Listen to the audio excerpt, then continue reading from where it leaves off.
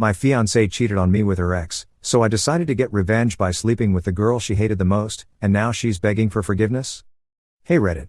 I've been with my fiancée, Emily, for 3 years. We met at a friend's wedding, and from the moment I saw her, I was hooked. She had this radiant smile and an energy that lit up the entire room. We talked that night for hours about everything: our dreams, our childhoods, even our favorite movies.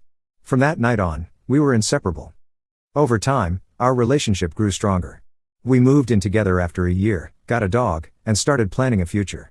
When I proposed 6 months ago, I genuinely thought she was the love of my life. She cried, said yes, and we started planning our wedding. Everything felt like a dream. But last month, things started to change. At first, it was subtle. Emily seemed distracted and distant. She'd spend hours on her phone, sometimes smiling at her screen, but when I asked who she was talking to, she'd brush it off as work stuff or say it was her friends. She started canceling date nights, claiming she was too tired or stressed. I chalked it up to wedding planning anxiety, but deep down, something felt off. One night, Emily fell asleep on the couch, and her phone buzzed.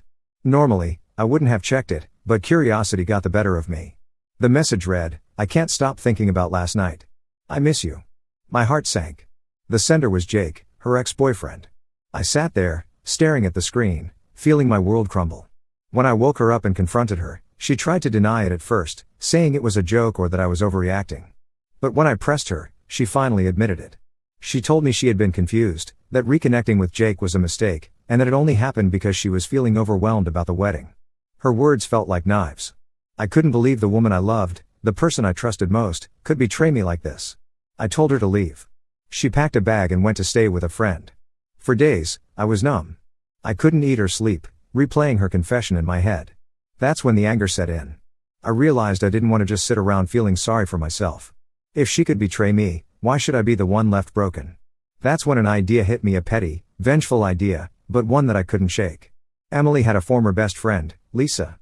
They had a massive falling out years ago, and ever since, Emily had nothing but bad things to say about her. Lisa was the worst person ever, according to Emily. If there was one person who could get under Emily's skin, it was Lisa. I reached out to Lisa, initially just wanting someone to talk to.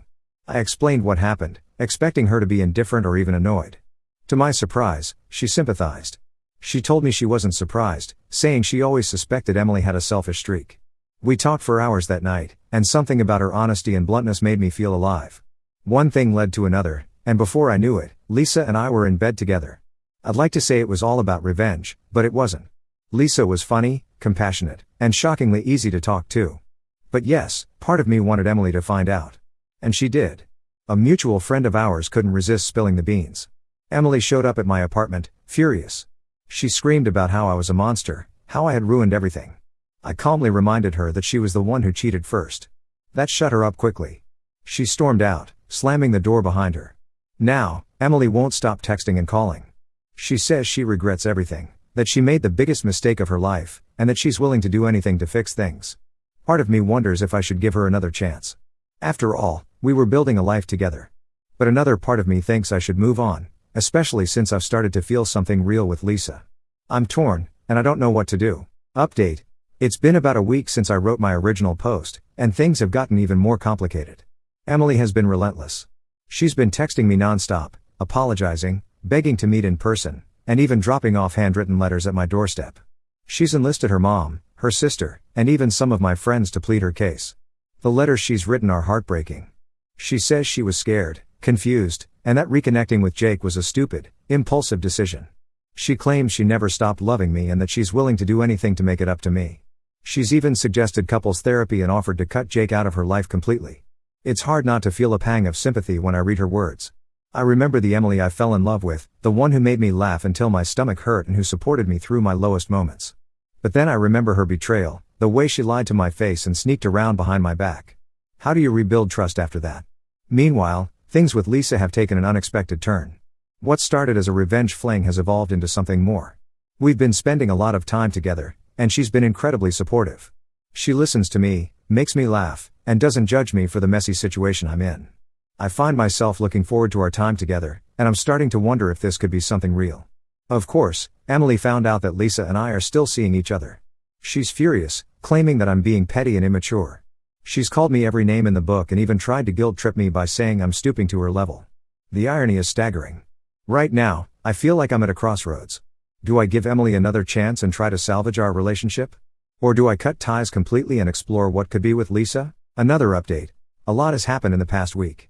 Emily showed up unannounced at my apartment 2 days ago with a lengthy letter. She poured her heart out, apologizing for everything, explaining how lost and confused she felt, and begging me to give her another chance. She said she's willing to do whatever it takes to rebuild my trust. Her words stirred up a lot of emotions in me. I couldn't help but think about all the good times we shared, the trips, the late night talks, the dreams we had for the future.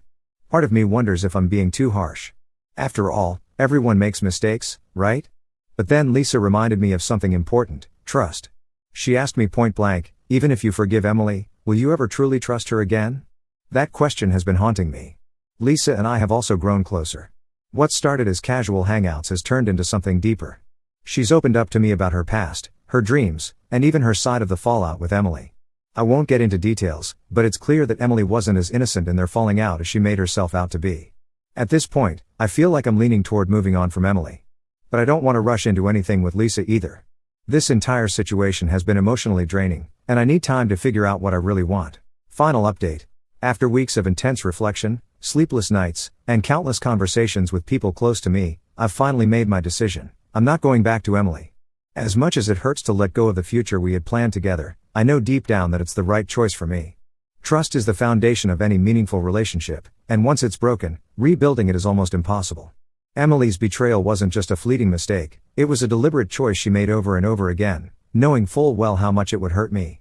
I met with Emily one last time to give her the closure she seemed to be seeking.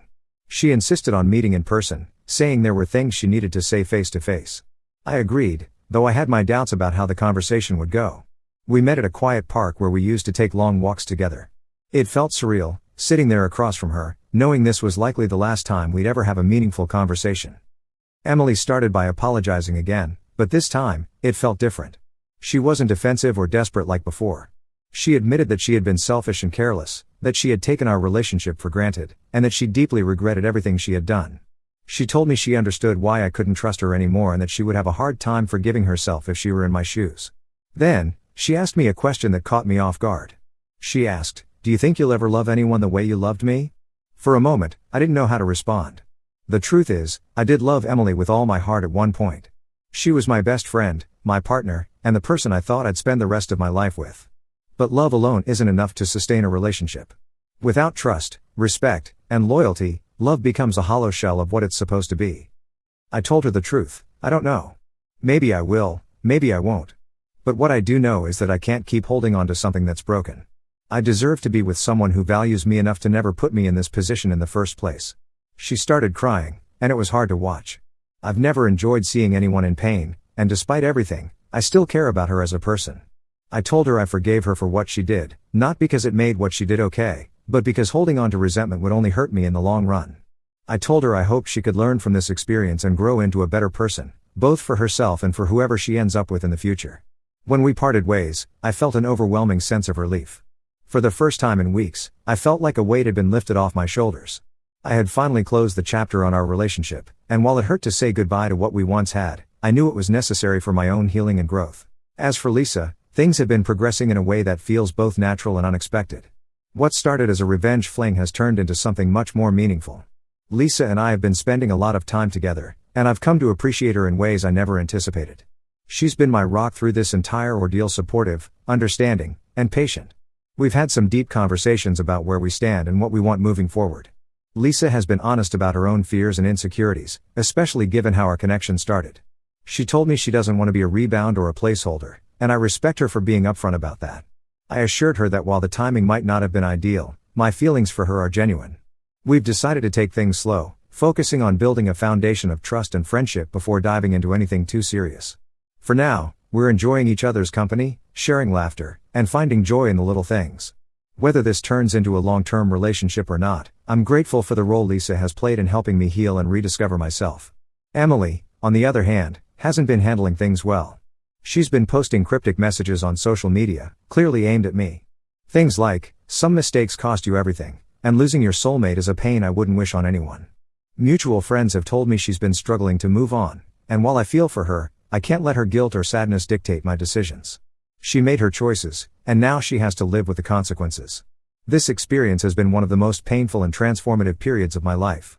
It's forced me to reevaluate my values, my boundaries, and what I truly want in a partner. I've realized that love isn't just about passion or shared memories, it's about trust, respect, and a willingness to put each other first. Emily couldn't do that for me, but maybe Lisa can. Or maybe someone else will, down the line. For now, I'm focusing on myself. I've started going to therapy to process everything and to make sure I don't carry this baggage into future relationships. I've also reconnected with old friends, thrown myself into hobbies I neglected during my relationship, and even started journaling to keep track of my thoughts and emotions. Life is unpredictable, and while I don't know what the future holds, I'm finally in a place where I feel hopeful again. Whether it's with Lisa, someone else, or just myself, I know I'm on the right path. Thank you to everyone who supported me through this journey. Your advice, encouragement, and tough love helped me more than you know. To anyone else going through something similar, trust your instincts, prioritize your self-worth, and never settle for less than you deserve. Here's to new beginnings.